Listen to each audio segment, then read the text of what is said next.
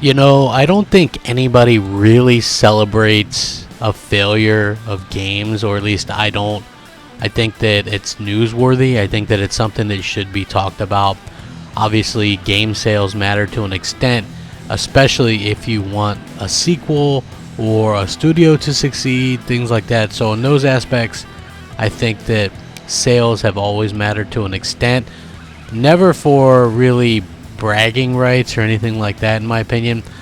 To be honest with you, I couldn't really care less about a lot of the sales and things like that. I think it's a funny argument and it's fun to kind of go back and forth, but at the end of the day, it's just nonsense. Like, oh, well, my car is better because that brand sold better or that particular model sold better.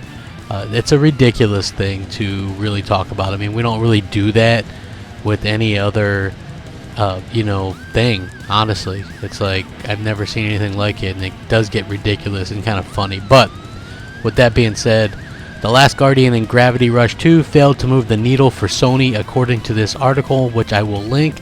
Look in the description, it'll say source, and you'll see it. This is an article that was on N4G, and as you guys know, N4G is a hub for gaming news.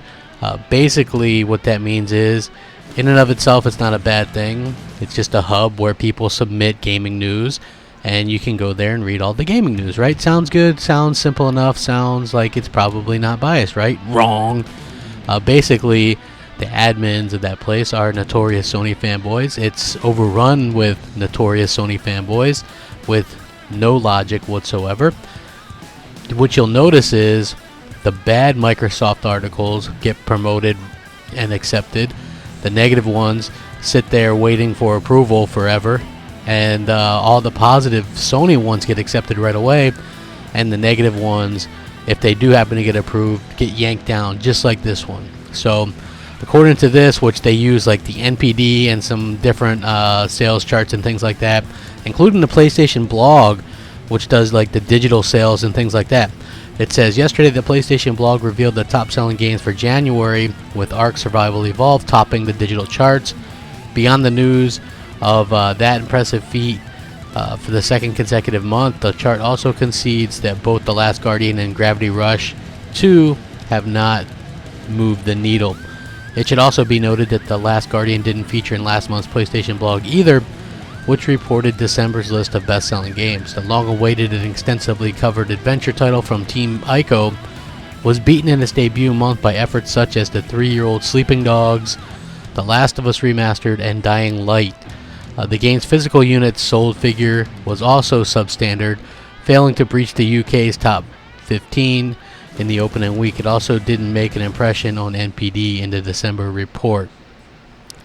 So the latest blog comes only a week after Polygon reported that The Last Guardian would receive a permanent $20 price drop on PSN, just 8 weeks after launch. Another one of 2016's most anticipated titles that didn't measure up to sales expectations, which was Titanfall 2, received a similar price drop after a comparable amount of time as well. In the same fashion, Gravity Rush 2 has not recorded sales of any consequence following this January 18th release. UK chart performance reported by ChartTrack was disappointing, with the game unable to make it in the top 10. PlayStation's recent blog post confirms that Gravity Rush 2 was also absent from the top 20 as far as digital goes on the PlayStation Store for January sales, etc. So, yeah. So this is an article pointing out that both those games are extreme failures and extreme flops, and yet it got approved only to get pulled once it was approved. And this is the kind of stuff that grates me and gets on my nerves. At the end of the day, it's one of those things that I don't understand. It's really weird and unfortunate. So what do you guys think? I mean, are you guys tired of the biased media? I know some of you probably still think that there is no such thing as biased media, but here you go. I mean, this happens literally all the time. So anyway, let me know what you guys think. Sound off, rate, comment, subscribe, rack 'em up. Crapgamer out.